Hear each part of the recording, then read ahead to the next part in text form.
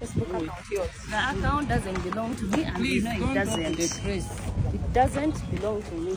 Allah will pay. Muwala Luwi Light bwe abadde aleetebwa wamu n'okuddizibwayo mu kkomera oba yabadde aleetebwa ku kkooti wabadde walina okubanga wawulirwa omusango ogumuvunaanwa we yayogeredde ebigambo ebyo by'owulidde ayogera nti account ezimuvunaanibwa okubanga emisango gye yatuusa oba gye yakola gikolebwa tezaali zize. Mwana muwala we yaleeteddwa ekyennaku ennyo nnyini ddala yabadde azze okuba nti asaba bail wabula ng'eno teyamuweereddwa oba okukkirizibwa okuteebwa ku kakalu ka kkooti wabula emisango egimuvunaanwa girimu omuyimbi omunene ow'eggwanga Bebe. Luwi Light abeere ng'akola ki yeeyimirirwa kati oluli teyalina budde state teyalina budde kutuddamu leero tubadde tuzze state atuddemu oba abeeyimirira be bayita abayima batuukiridde oba tebatuukiridde n'ensonga eziri awo zayinza okwekwasa ebimu ku byekwasiza mu kuddamu kwe agambye waliyo emisango emirala egiri ku poliisi kyekimu ku kyasabye kkooti eyimirireko okumuma beyiro kkooti etugambye egenda tuwa ensala oba Luwi aweebwa beyiro ng'ennaku z'omwezi 2 omwezi ogwa Febu. Atyo mwana muwala amanyiddwa nga Luwi Light okusaba kwe okw'okubeera nga yeeyimirirwa bintu byagwedde nga buteerere era nga tafunyeewo buyambi yadde mukadde ako wabula essuubi ne lisigalawo nti ng'ennaku z'omwezi 2 Februari bw'anaakomezebwawo osanga omulamuzi y'anaamugirira ekisa nakkiriza ono addeyo awuzenga ng'ava waka wabula ekibuuzo ekyaddiridde kyabadde kimu ye Bebe gwe yasobya mweteefuteefu okubanga amusonyiwa oba ntayi. Ensonga ya Luwi Light eno okkiriza tugyogereko? Sina nnyo bingi byakwogera ebisinga byonna biri mu kkooti, but I can guarantee you nti no whoever ever comes for my family I will go for their family too. Wow. Ekitegeeza toli mwetegefu musonyiwa? Ate kakati ntadde mu kkooti sebo kyavudde mu mikono gyo ekyo kiri mu kkooti ekintu ekyo nze ndowooza nti n'abantu bonna ekkooti y'abantu yonna yabadde ewandiise ku social media buli muntu saagala kwawukana nnyo n'abantu abasinga tewali muntu ali special bojja n'oluma abantu nze mbadde nga ndeka nnyo abantu of course bantubampitiriddeko nnyo naye njagala kulaalika buli muntu yenna nti muve ku famire z'abantu muve ku bizinesi z'abantu muli baana bato temumanyi bantu bwe batoba mu nsi. Bigambo bya big size Bebe ng'alaga nti kati okusonyiwa kwa Luwi Light kwandiba okuzibuzibu oba wandyesanga nga ye si mwetegefu kubeera ng'asonyiwa omwana omuwala ono amanyiddwa nga Luwi Light. Kati eno yonna twatuuseeyo tutya okusinziira ku mwana muwala Luwi Light agamba nti omusango teyaguzza.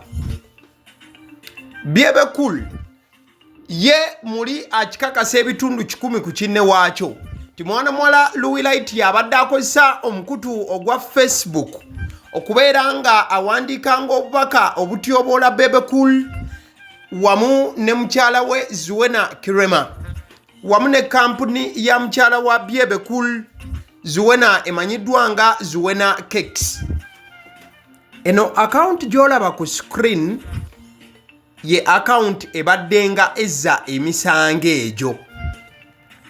Cover picture kuliko Luwi Light era n'erinnya kuliko Luwi Light erina ba followers 1,800 era nga yo following accounts 23 eriko Eva Louis Mendes the erudite queen. Wabula nga bwe twatandisa akatambi kano Luwi Light omuwulidde agamba nti nze eyo page si yange sigimanyi era yenna agikozesa eyantuusiza ne ku kino Mungu alimusalira omusango. Wabula newankubadde nga Luwi Light ayogera bino byonna abawagizi ba Bebe era abawagizi ba Gagamel era nga baagala nnyo ne Mamizu Zuwena Kirema bakyalya obuwuka ne sekulya yenna era bagamba nti Luwi Light ono ne wetandibadde Facebook ne ku mukutu ogw'omulala ogwa TikTok abadde ng'ayogererako obubaka obuweebuula. Sooka owulirize. Ntunulira ba TikTok abali mu kwasamirira mbu Luwi bamute bambi, mbu Luwi talina musango. Luwi mujjukira bulungi wano yali ku TikTok alina statement gyakola mbu mutugamba Zuwena mukyala nange ndi mukyala. Nayogera ebyekisiru mukambagambe ekigambo kimu. Abantu batuusa obulumi ku bantu ne babakwata basiba bavunaana ne muteka kubanga musinika amannyo. Mbu bambi bamute bo batuusizzaako obulumi basifuniramu wa nkadema magezi gazze be bajja bavuma n'okuvola bizinesi zaabwe bo maama olukwatako ne munako kusambagala ne musimba obugere. Luwi Light sikuyinaako buzibu naye njagala n'omukukendera omumwago nago gwaluwewere oyogera nnyo. Yo mwana mulenzi amanyiddwa nga Jobless Billionaire musajja nnyo wa Bebe era ng'amwagala ebitenkanika. In fact tasobola kukkiriza kuwulira ng'oyogera ekikyamu ku Bebe nga muli ewantu we wamu n'asigalawo oba afazaali omaliriza ng'okifunyemu obuzibu. Kati wakati nga abawagizi ba Gagame bakambwe ate sayidi eno abamu bwe batambulira ku mukutu oba omutalo ogwo ogwa TikTok waliwo omukyalo oyo amanyiddwa nga Generations ye yavuddeyo n'agamba nti bannange Bebe tukusaba oddirize ku busungu afazaali omwana omuwala ono musonyiwe Luwi Light. Wabula ate mukadde ke kamwagamba nti tasaba Bebe kusonyiwa Luwi Light nti amusonyiwe busonyiyi wabula annyonnyola n'agamba nti ate abantu abapikaapika Luwi Light n'okubeera nga babadde tebamubuulirira ebbanga lyonna babadde nga bakola bukyamu yagala gaana. Nange neegasse kwabo abantu abasaba big size Bebe ne mukyala we Zuwena okusonyiwa Luwi Light. Okujjako beesegasseeko be bantu abasaba justice ku ssaawa eno mulimba obutasoma bwe bubatawaanya. Wano ku mbeera Luwi Light mwali oba n'ebigambo byeyogera ani ddala alina okusaba justice ebira famire ya big size. Ne kubanga temwasoma ku ssaawa eno lwotega kamera ne wekayakasa twagala justice tebasaba justice nga waliwo obujulizi.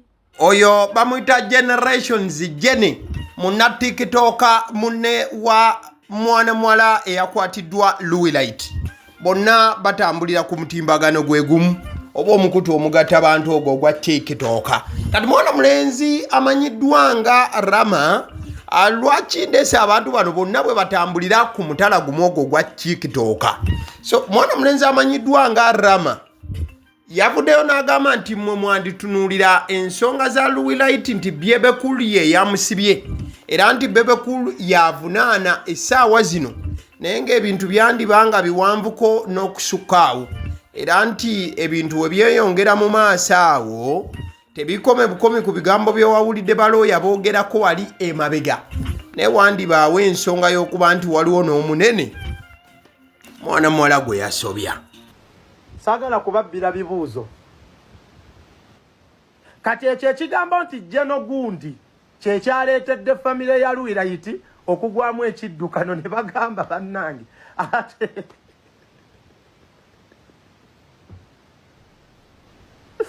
gwe ekigambo Jeno kubanga emabegakaawo babadde gumite nga bagamba teri kwetonda kati akagambo Jeno ke kaleese ekidumusi. Onangambye oli musanyufu nze siri musanyufu by the way Luwi Light simwagaliza komera naye sisobola ate kunakuwalira muntu ataga like atakkiriza kugamba nti kaneetonde bino bigwe bati simwagaliza komera naye waliyo Jeno ali emabega era Bebe yagaye kakati nno muli kunze mugamba nti Bebe tebanneetondera nze saagala mwana oyo kunneetondera era njagala tuwere nnembe. Ekyokubiri mukyali kunze waliyo omusango gwa Jeno. Ebyo nno mukwano gwange akuddira mu luyimba taluwoomya naye nkakasa bukakasa nti ensonga zo obadde waziwuliddeko. Mwana muwala Luwi Light yakwatibwa wakati w'ennaku z'omwezi nga 15 awo 14 ebiseera bye tuyingiriramu akalulu era yabadde asuubira okulabika maaso g'omulamuzi nga 21 eggulo era yaleeteddwa wabula okukakana nga bamusindise addeyo ku alimanda paka ng'ennaku z'omwezi 2 February. Kigambibwa nti mwana muwala Luwi Light ye si mweteefuteefu kubanga yeetondera Bebe Cool, wabula ate ne Bebe Cool si mwetegefu kubanga asonyiwa mwana muwala ono. Eyo ndowooza tuveeyo tukomewoko side eno. Ekifaananyi kyolaba ku screen kya Honorable Lutaaya Geoffrey, omuyimbi w'eggwanga ate nga ye MP w'Ekakuuto. Bakira ng'akalulu akawedde kagenza okuggwa nga Honorable takawuuse buva obanga takawangudde obanga tafunye buwanguzi obanga talangiriddwa. Olw'ensonga ate ye bw'awulira ng'ogamba nti teyafunye buwanguzi kibeera si kirungi ku sayidi ye kuba yagamba nti akalulu yakawangudde. Bakira teyalangiriddwa bulangirirwa. Kati waliwo embeera ezzeewo wakati wa Geoffrey Lutaaya wamu ne Haruna Mubiru omuyimbi.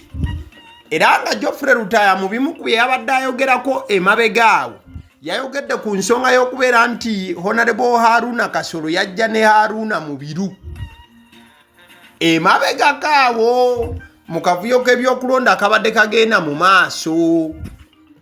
Era statement eyo kasita yakoleddwa Geoffrey Lutaaya bangi ne bagamba nti kati akakuku kandibanga kongedde okukula oba olutalo wakati wa Geoffrey Lutaaya ne Haruna Mubiru lwandibanga kati lusakaatidde lukuze lubulako kutemwa. Kati nno mwana mulenzi amanyiddwa nga Ibrake Mukasa mu banka luwa zatera okubanga awandiika alina eno gye yawandiise ku mbeera y'abano ababiri. Nengamba kati lwaki ebbanka luwa eno mbangireka ebbali ogambe mbu saagikuleetera. Egamba bweti empalana enkadde yakosezza Honorable Lutaaya. Obutakkaanya bwatandikira mu Eagles Production oluvannyuma lwa Haji Haruna eyali asitula emizindaalo okukuba hit kabunamawanga ekitooke. Lutaaya eyali director n'ayisa ekiteeso nti Haruna Mubiru kitooke talina kugenda London n'ekibiina kya Eagles kubanga yali akyali mupya nnyo mu Eagles Production ate ng'ayina oluyimba lumu lwokka nga olw'eggwanga. Haruna Mubiru kitooke bwe yaweza ennyimba n'asaba alinnyisibwe eddaala afuuke director era alinnyisibwe n'omusaala okuva ku $50,000 nga kwotadde n'okuweebwayo olunaku kuzimu ennaku enkulu nga Ssekukkulu, Boxing Day olusooka omwaka, Paasika n'olunaku olwa Yidi. Era nga Haruna Mubiru kitooke yayongerako nti olaba ow'ekitiibwa Grace Sekamatte director mulamba era nga yaweebwa n'ezimu ku nnaku enkulu ate nga yasembayo okufulumya oluyimba obanga yasembayo okufulumya oluyimba mu biseera by'endagaano ya Buganda eya 1900 olwonze kitooka alina ennyimba ezitekamagana abantu ze bawuliriza okuzaama. Olukiiko lw'abadirekita lwatuula emunyonyo era nga lwetabwamu Haji Musa Kavuma Ketti, Lutaaya, Leonard Mayombo Mayinja, Samisa Kisemakula, omuzannyi wa Zaala Kayingo Fred Seruga ne Grace Sekamate. Mugambye eno nsoma bankaluwa eyawandikiddwa Ibrake Mukasa era nga abamu abaali bakkiriza nti kitooke afuuke director wadde nga abalala bakiwakanya era nga bakiwakanya nnyo nga bakulembeddwamu Lutaaya. Ow'ekitiibwa Lutaaya Ow'ekitiibwa Lutaaya yayanukula nti bw'oba owulira nti osajja kudde ng'osajja kudde nnyo weetongole okole bandi eyiyo era nga ze zimu ku nsonga lwaki kitooke yakola bandi eyiye emanyiddwa nga Cream Production ng'ayambibwako abagagga nga Gasta Lulentake, mukoddomi we Lumala nga kwotadde ne Haji Haruna Kyeyune Kasolo. Era nga ku luno kitooke yalina okwegayirira Honorable Haruna Kasolo okulaba nga omuyimbi wa Nassanga ne Oli Miss taddayo mu parliament kubanga era yali talina kyamaanyi kyakoledde bantu kubanga buli kiseera abeera akaaba obwavu. Nsigadde nze Yibulake Mukasa wano e Makinde ku Papazi Sport. Bankaluwa eyawandiikiddwa Ibulake Mukasa. Ibulake Mukasa yawandiika amabaluwa gano nagamba nti guno omukutu ogwagaliwo amabaluwa gujja gakuleeteranga gugakusomere nga tegugasemya doktola. Kati bangi olutalo lwa Haruna Mubiru ne Geoffrey Lutaaya oba olutalo lwa Geoffrey Lutaaya ne Haruna Mubiru batandise kubanga badetinga back nga bagamba nti empalana y'abano eviira ddala eri mabega nga bw'owulidde Ibulake Mukasa akunyonnyola olw'ensonga nti Geoffrey Lutaaya we yabadde annyonnyola ku byaliwo nga tebannamulangirira oba nga bagaana okumulangirira nti awangudde obwa MP. Yannyonnyola nti Honorable Haruna Kasolo yajja ne Haruna Mubiru omuyimbi. Ekitegeeza nti Geoffrey Lutaaya baamuyitako bukunguzi bwe bati wabula okusinziira ku Ibulake Mukasa agamba nti Haruna Mubiru oyo mukwano nnyo gwa Honorable Haruna Kasolo era nga yamuyambako n'okutandika ekibiina kya Cream Production. Wabula nga ate Geoffrey Lutaaya essaawa zino yeekokkola Honorable Kasolo kyokka nga Honorable Kasolo mukwano nnyo gwa Haruna Mubiru ate nga Geoffrey Lutaaya yeekokkola Honorable Kasolo. Era Geoffrey Lutaaya muzimu ku statement yatuuse nga ajula kuyita Honorable Kasolo nti ye Katonda w'ekakuuta eyo kyotera olw'engeri gy'asalawo against the opposition okusinziira ku Geoffrey Lutaaya. Ale nzikiriza nkutegeeze ku bannaffe aba Honeybites bagamba nti bo omulimu gwe bakola gwa kukolera byakulya eby'abaana abadda ku masomero. Bwe tugamba abaana abadda ku masomero saabo bokka abadda ku masomero wabula n'ababeera ewaka balina package ey'ebyokulya eby'abaana mu line efaananako bwetyo. Gwe bakubire bukubizi obagambe njagala package y'ebyokulya by'abaana abali ku masomero oba abaana abalya ebyokulya. Balina ebyokulya yogera ku daddies, yogera ku binyeebwa, amawogola, yogera ku bagiya, yogera ku cupcakes, yogera ku donuts. Osobola okubafuna ku 0709 787508 ate era mukadde ke kamu bw'oba oyagala ku pizza size yonna era namba y'emu ate era mukadde ke kamu bakola ne cake eza buli mukolo babayita aba Honeybites.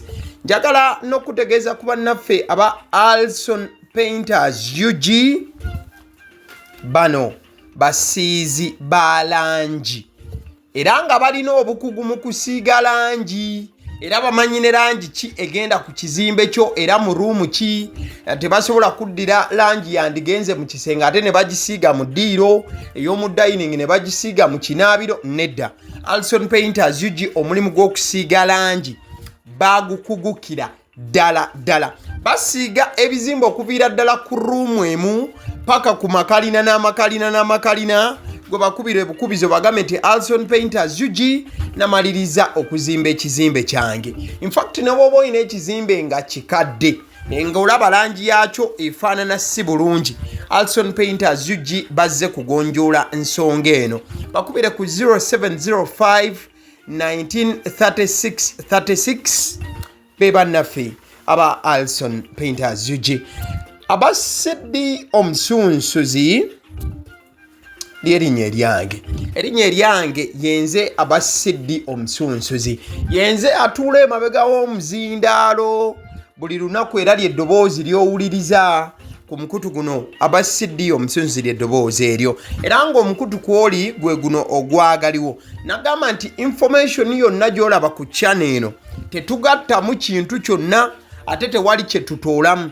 Information nga bw'eba eyingiddewo ffe bwe tugikwata ne tugikuwa. Kati gwe omulabi n'osalawo ki eky'okukozesa information eyo. Kati ky'ogenda okukola mukwano gwange bw'oba omaliriza okulaba vidiyo eno likinga commentinga kikyolowooza mukadde ke kamu subscribing aboba nga omukutu guno oli mupya ate era mukadde ke kamu sharingira mikwano gyo girabe video eno ate ne videos endala ku mukutu guno agaliwo YouTube channel mwebale kutulaba